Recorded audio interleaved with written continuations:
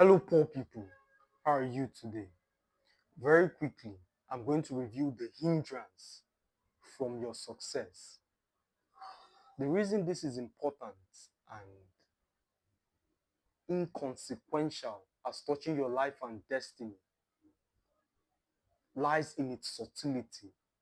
It's very invisible. And unfortunately, when the problem isn't known, solutions are freelanced. The Bible puts it perfectly that when the axe head is blunt, prepare to dissipate energy. So once you don't have the right solution, you keep trying and trying.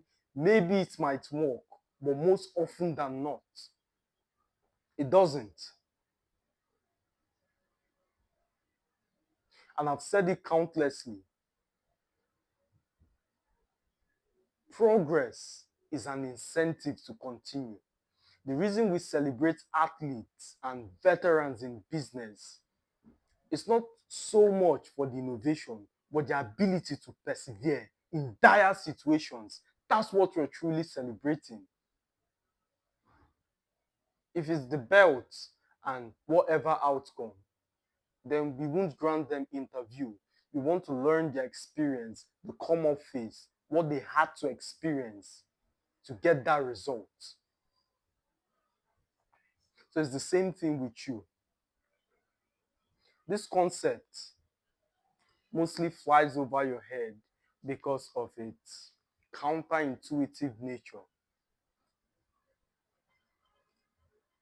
False humility, false humility, being too respectful. One time, I was supposed to go close a deal with a young man. I would take substantial stake in his company. When I met this guy, he was like, "Hello, sir." He was too humble, too, how do I put it? His humility has devolved into servitude.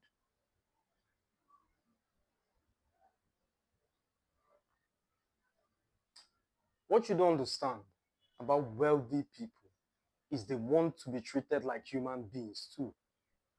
If you go there, "Hello, sir, how are you today? How is business?" Then you oscillate between business and family, progress. "Okay, this is what I've done with the company." That's the kind of confidence people want to see, not trying to use a false sense of humility to maneuver. And yes, it might work in instances of insecure leaders who use other people as a healing balm to bolster up their low self-esteem. There are cases like that, but more often than not, in my mind, if you have this kind of servile attitude, I don't think you can make tough calls. I don't think you can fire someone without over explaining. And that's the problem with people. They want everybody to get on board. They need cheerleaders. Before you do something, you have to convince every single person around you. "Oh, how would this person feel if I take this action that I know is good for me, my life, and destiny? How would this other person feel? Why should I even be in consideration? Why should you think about other people's feelings when you pursue your goal?" Let me share an experience. At the infancy of my career, I had no social media, no text, no WhatsApp. You could only reach me through calls. In a very tiny room, I had a lot of roommates, which our philosophies begin to diverge. I would get up in the morning as early as 5, crack open a book, start studying geopolitics, the cause and effect. Okay, what's this country good at? If something happens here, this is most likely the response. Okay, this company provides globally X product. Okay, this is how I should align myself. Although I have no capital, but this is the best move.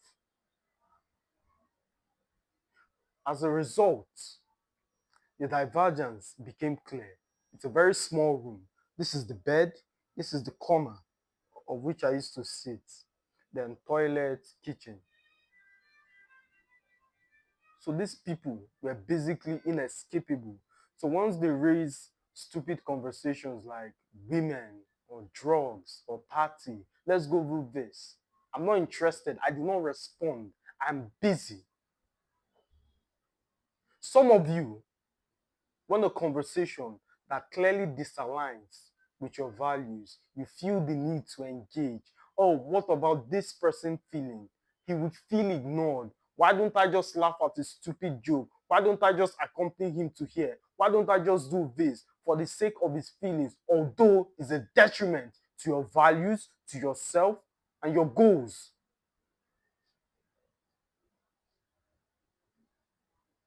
There is a level of audacity it takes to get to the next level. If you cannot say no without feeling bad or guilty, then you're not ready. It's as simple as that. Even if you manage to scale, the lopsidedness of your training would soon become evident. Shareholders can easily push you around and make you sacrifice long term profitability for short term gain. And at the end of it all, you'll be left holding the bags.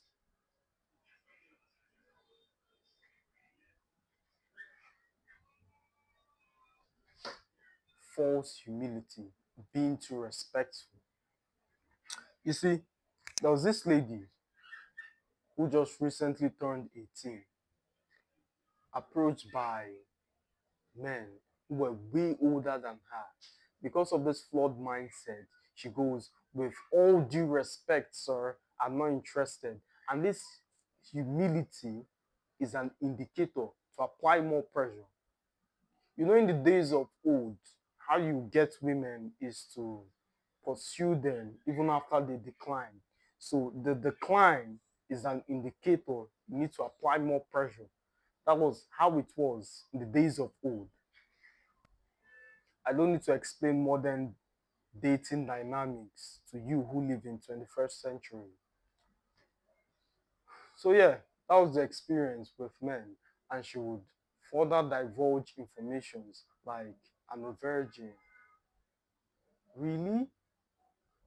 Why don't I be the first to take it?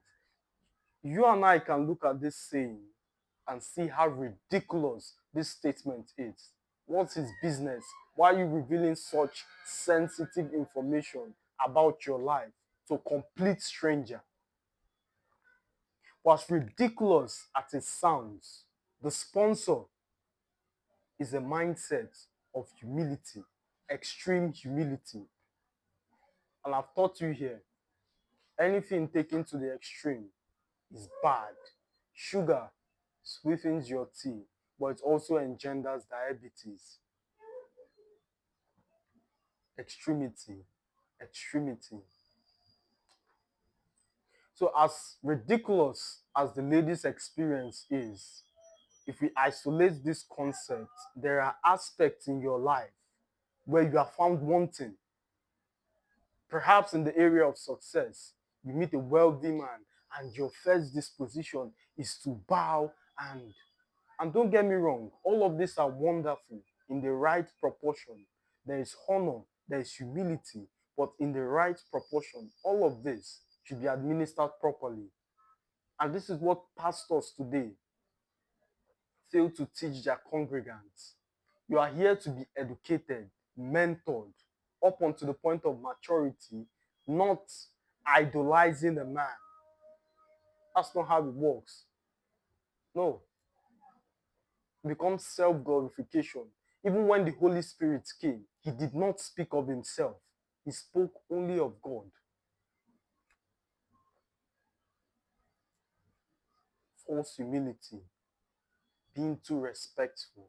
Not only would it ruin your life and alienate you from opportunities, but the confidence to keep the consecration demands of your destiny would never happen. I just shared the story. The consecration demands at the infancy of my destiny was to study concepts, understand cause and effect, although having no capital. Without capital, without the logical way of how I would profit from this experience, I would not do it. with your mindset, but the ability to believe in yourself that this is what I believe in, this is what I'm going for, and that is exactly how it would happen. I do not care about external oppositions. I do not care about obstacles. I do not care if I have to tear down every single wrong belief system or cut off certain friends that try to anchor me. This is what I want to do. You can't. You cannot do it. Steve Jobs shared a story about his birth and life experience. His biological mother put him up for adoption, and at the night when he popped out, she wanted him to go to college because her life had been ruined as a consequence of the pregnancy. So the lawyers decided at the final moment they wanted a girl. So his parents got a call in the middle of the night that this unexpected baby boy just popped out. Do you want him? So his mother refused to sign the final adoption papers because she discovered they had not graduated college and his father dropped out of high school. But at the end of it all, she made them promise that this man would go to school. Then 17 years later, Steve chose a college with the cost equivalent of Stanford, and his parents, with their hard-earned savings, they're paying for this. So a year into this experience, he figured out very quickly that he doesn't know what to do. He doesn't know what he wants to do, and college is never going to help him find out. So here he was skipping classes on a college his parents has desperately saved up trying to pay for. So finally, he decided he was going to drop out.